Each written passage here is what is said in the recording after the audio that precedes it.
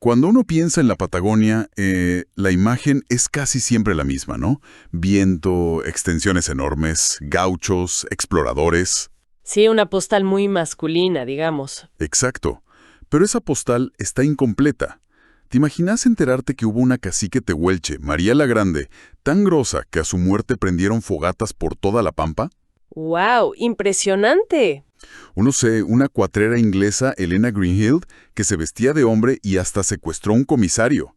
Son historias que te desarman un poco esa imagen inicial. Totalmente. Y justo de eso vamos a charlar hoy. Sí, hoy nos metemos de lleno en las fuentes sobre el libro Mujeres en Tierra de Hombres, de Virginia Jauregui. Un librazo que, justamente, desentierra esas vidas de mujeres que vivieron, lucharon, dejaron su marca en esa Patagonia tan inhóspita. Biografías. Su trabajo mezcla la investigación histórica pura y dura, documentos de archivo, testimonios. El Archivo General de la Nación, por ejemplo, sí, fuentes primarias. Pero lo cruza con su propio viaje por la Patagonia. Como que ella misma recorre esos lugares, el objetivo es claro, romper esa idea de tierra de hombres. Claro. Mostrar la cantidad de roles distintos, la fuerza, la resiliencia de las mujeres en condiciones extremas. Y vamos a ver de todo, ¿eh? Pioneras, monjas, bandidas, líderes indígenas. Buenísimo. Entonces, la idea es sumergirnos en esas historias, sacar los detalles más fuertes y conectarnos con ese panorama patagónico complejo que describe la autora. A ver, empecemos por el título. Mujeres en tierra de hombres. ¿Era tan así? Literalmente. Mira, demográficamente las fuentes lo confirman. Hubo largos periodos, sobre todo en la colonización, donde había una escasez tremenda de mujeres. Una mayoría masculina aplastante. Tal cual. Y eso es clave para entender muchas cosas que pasaron después. Y esa desproporción generó situaciones bastante locas por lo que leí. Definitivamente. Las autoridades de la época tuvieron ideas, bueno, llamativas. Aurea rescata, por ejemplo, una propuesta que armó revuelo allá por 1913. Ajá. Un gobernador de Tierra del Fuego, Fernández Valdés, propuso mandar mujeres para poblar. Pero no solo buscaba, digamos, mujeres honestas. Acá es donde se pone más oscuro, ¿no? El término ese, flores del pantano. Ese mismo. Un eufemismo bastante crudo, ¿viste? Para referirse a presas o prostitutas. La lógica de algunas autoridades era súper pragmática, casi utilitaria. Necesitamos mujeres para que los hombres se queden, para que haya familias, para poblar. No importa mucho de dónde vengan ni qué quieran ellas. Exactamente. Una visión de la mujer como, bueno, como herramienta de colonización. ¿Y nadie dijo nada? ¿No hubo oposición? Sí. Las fuentes muestran que hubo debate. El gobernador de Río Negro, de entonces, Gallardo, se opuso a mandar específicamente flores del pantano. Le parecía mal. Ajá. Pero la presión por poblar era tan grande que la idea de traer mujeres, incluso de esos sectores, siguió. Y ojo, no era nuevo, ¿eh? Jane Carven de Patagones, en Viedma, habían llevado presidiarias para aumentar la población femenina. Y ese control sobre las mujeres se ve también en otras cosas, como la reglamentación de la prostitución. Algo increíble hoy. Tal cual. Llegaron a poner reglas súper específicas, que solo podían salir a la calle 2 días por semana. ¿En serio? Sí. Y claro, hubo quejas. El gobernador de Neuquén, Elordi, dijo, esto no es muy legal que digamos, atenta contra la libertad. Y la respuesta que le dieron fue tremenda. Quedó en actas, ¿no? Sí, Jauregui la cita. Otro funcionario le contestó algo como, mire, gobernador, no es la primera resolución que tomamos acá que no es del todo legal. Qué sinceridad. Brutal. Desnuda totalmente la mentalidad de frontera, ¿no? Pragmatismo al extremo, control social fuerte sobre las mujeres y una relación flexible con la ley. Queda clarísimo el contexto, esa tierra de hombres y el control. Pero como decías, el libro de Jauregui justamente rompe con que ellas eran solo víctimas o herramientas. Muestra mujeres que desafiaron todo eso. Absolutamente. Es un mosaico de vidas increíble. Y quizá una de las más antiguas y más novelescas que rescata es la de Ana María Castellanos, siglo XVIII, Fuerte del Carmen. Suena a historia de amor prohibido total. Y lo fue. Se enamoró de un herrero, un amor mal visto por las normas de la época y del lugar. El castigo, la metieron presa. y con grillos. No, pero acá viene lo increíble. El herrero, que era herrero, iba de noche y le rompía los grillos. Y lo más fuerte es que Jáuregui encontró en el Archivo General de la Nación las cartas de amor que ella le escribía desde la cárcel. No te puedo creer que eso exista. Habla de amor, de rebeldía, pero también de lo duro que era el sistema para una mujer que se salía de la norma. Exacto. Y si saltamos en el tiempo, hay otros desafíos, quizá más violentos. Ahí entra Helena Greenhill, la inglesa. Uf, figura mítica. Cuatrera, pistolera, vestida de hombre, rompiendo todos los moldes a fines del 19, principios del 20. Nació en 1875. Vivió poco pero intensamente. Se movía en el mundo del robo de ganado, un mundo de hombres. Pero no era una más, ¿eh? Era líder, respetada, temida. Y llegó a secuestrar a un comisario. Eso es, nivel top de desafío. Imagínate el revuelo, un desafío total a la autoridad. Pero el final fue trágico, la ley de fuga, ¿no? Sí, en 1915. La mató la policía diciendo que intentaba escapar.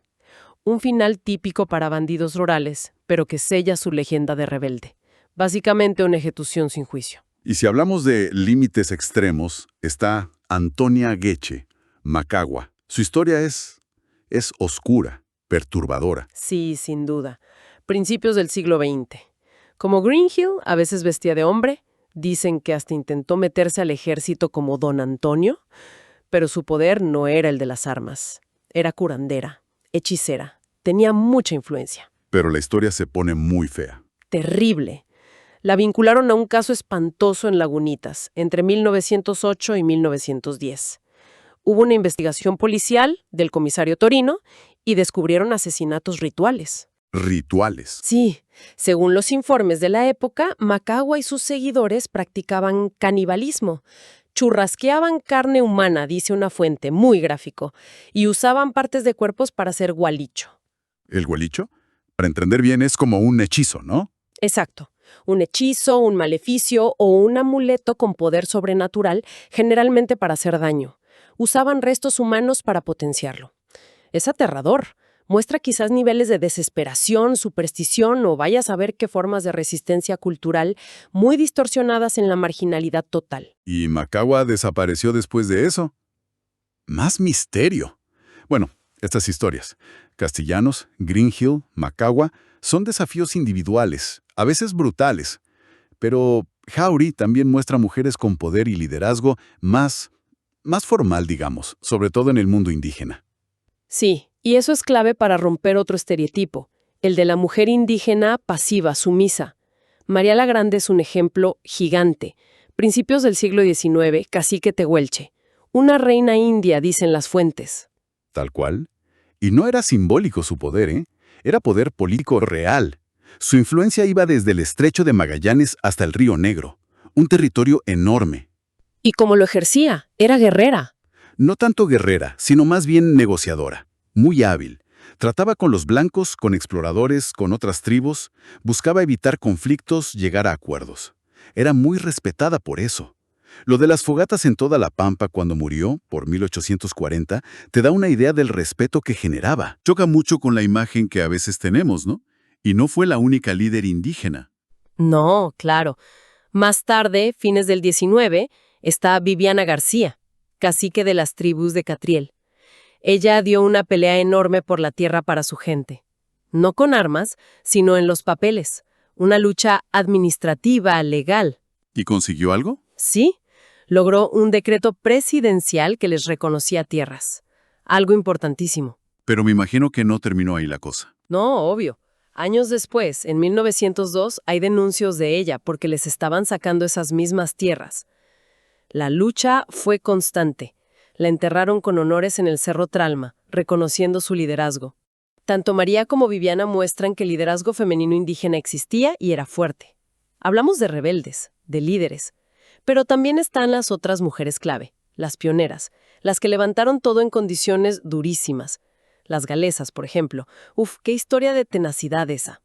Llegaron en 1865 al Chubut, buscando preservar su cultura. Pero la tierra era un desierto comparado con Gales. Sobrevivir fue una lucha tremenda.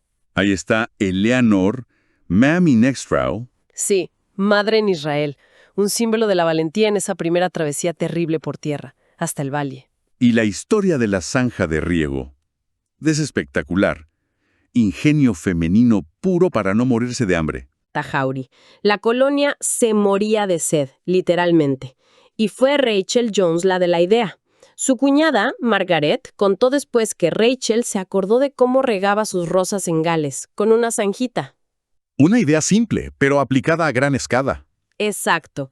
Y así nació el primer sistema de riego del valle. Le salvó la vida. Permitió que la colonia galesa sobreviviera y se asentara. Y pensar que ese aporte clave tardó 100 años en reconocerse oficialmente. Recién en 1965. Dice mucho. Muchísimo. Y junto a las galesas hay otras constructoras. Ángela Vallese, por ejemplo, monja salesiana de fines del 19, principios del 20. Figura central en las misiones del sur. Sí, dirigió la primera misión. Trabajó sin parar en Carmen de Patagones, Viedma, no solo evangelizando, sino también protegiendo a los indígenas, que la estaban pasando muy mal. Dicen que imprimió un carácter fuerte. Sí, hay una cita genial de una historiadora, Emma Nossi, que vio una foto y dijo, «Mire ese mentón, ahí sí que hay carácter». Te da una idea de la fuerza que se necesitaba. Y bien al sur, en Tierra del Fuego, María Varder, la esposa de Thomas Bridges, el misionero. Exacto, cofundadora de la estancia Harberton a mediados del 19. No era solo la esposa de, fue un pilar fundamental en esa comunidad aisladísima, bancándose peligros, soledad. Jauregui la describe valiente, fuerte, esencial. Son historias de construir, de echar raíces. Pero el libro también muestra la otra cara. La resiliencia ante la desgracia, la lucha por sobrevivir y mantener la dignidad. Sí, claro. Un caso que te toca es el de la Negra Juana. Principios del 19, en Patagones. Su historia muestra la esclavitud cruda. Las fuentes que usa Jauregui hablan del abuso de su dueño, Guardiola. Le propuso un trato espantoso a cambio de la libertad, y ella quedó embarazada. Coerción total. Pudo ser libre al final. Sí, pero costó. Después de la asamblea del año 13, que declaró la libertad de vientres, el comandante de Patagones, Oyuela, intervino por moral pública y logró que Juana y su hijita Manuela fueran libres. Es un ejemplo chiquito de esa transición tan dura de la esclavitud a una libertad que igual era frágil. Y mucho más acá en el tiempo, pero igual de increíble, está Charlotte Fairchild. Una aventura épica. Pleno siglo XX, 1952. Charlotte decidió hacer algo que nadie esperaba de una mujer. Viajar sola a caballo desde Río Gallegos hasta Buenos Aires. Más de 2.500 kilómetros. Una locura. ¿Por qué lo hizo? ¿Qué la motivó? Tenía dos motivos. Uno, demostrar de qué eran capaces las mujeres del sur, romper prejuicios. El otro era más personal, casi espiritual. Quería rezar por Evita, que estaba muy enferma. Ah, mira vos. Sí, de hecho, se enteró de que Evita había muerto en pleno viaje. Eso le dio más fuerza todavía para seguir. Me imagino los obstáculos, el viaje, la gente, de todo. Papeleo, permisos, gente que no le creía. Su propio padre le dijo, lo mejor que puedes hacer es lavar platos. Y ni hablar del viaje en sí. El clima, la soledad, el camino. Tardó casi un año. Un símbolo de voluntad, de buscar libertad y desafiar lo impuesto. Y es importante decir cómo cuenta Hawtrey todo esto. Las fuentes dicen que ella no es una historiadora de escritorio nomás. Ella misma fue a la Patagonia a buscar estas historias, ¿no?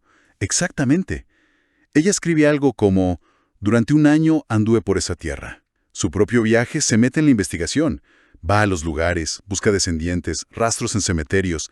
Se nota esa presencia de la autora. Sí, y conecta el pasado con su propia búsqueda en el presente, en lo que llama el complejo e inacible mundo de fines del siglo XX. Es como si al caminar por ahí, al revivir esas historias en el lugar, se conectara más profundo con ellas. Le da otra fuerza al relato, seguro. Y hablando de descubrimientos que te cambian la perspectiva, Jauregui menciona un hallazgo de un historiador, Jorge Bustos, muy interesante. Sí, es un dato que da vuelta a la idea de los roles de género en el campo, en Patagones. Bustos miró registros agrícolas viejos y notó algo loco. Cuando morían los hombres, que figuraban como jefes de familia, la producción de esas tierras no bajaba. A veces hasta subía. ¿Y eso por qué? La conclusión era obvia. Aunque el hombre figurara en los papeles, en el día a día, las que laburaban la tierra eran las mujeres. Muchos hombres trabajaban afuera en otras cosas, la lobería, la milicia. Claro. Así que este dato concreto desarma la imagen del hombre proveedor y la mujer en casa. Muestra una realidad económica mucho más compleja y el rol clave, aunque invisible, de las mujeres. Un ejemplo perfecto de cómo la historia bien investigada puede romper mitos. Totalmente. Si intentamos resumir lo que nos dejan las fuentes sobre mujeres en tierra de hombres, veamos que el libro nos pinta una Patagonia mucho más rica, más vibrante, más compleja que la versión tradicional. Sí, te obliga a verlas. Claro, te obliga a reconocer que las mujeres estuvieron siempre ahí, en todos lados, haciendo de todo, liderando pueblos, rompiendo normas, construyendo pueblos, laburando la tierra, resistiendo. Redibujan totalmente ese mapa de la tierra de hombres. La propia Hurry cierra el libro con una frase fuerte, casi una declaración. En el futuro no habrá tierra de hombres. Las mujeres tendrán la responsabilidad directa de lo que se haga en él. Después de escuchar todas estas historias de aguante, de adaptación, pero también de tanto dolor y lucha, ¿qué te dice esa frase? ¿Cómo resuenan hoy estas mujeres patagónicas? Es una pregunta que te deja pensando, ¿no? Sacar estas vidas del olvido no es solo hacer justicia histórica. Es también entender de dónde viene la fuerza, la capacidad de hacer, la resiliencia en lugares difíciles. Claro. Quizás, al ver cómo ellas se las arreglaron en mundos tan complicados, encontramos alguna pista para nuestros propios líos de hoy, para pensar cómo se comparte la responsabilidad, la individual y la colectiva al construir lo que viene. ¿Qué nos enseñan todavía hoy María la Grande, Rachel Jones, Charlotte Fairchild o la lucha anónima de la negra Juana? Queda picando, ¿no? Una invitación a seguir escuchando esos ecos.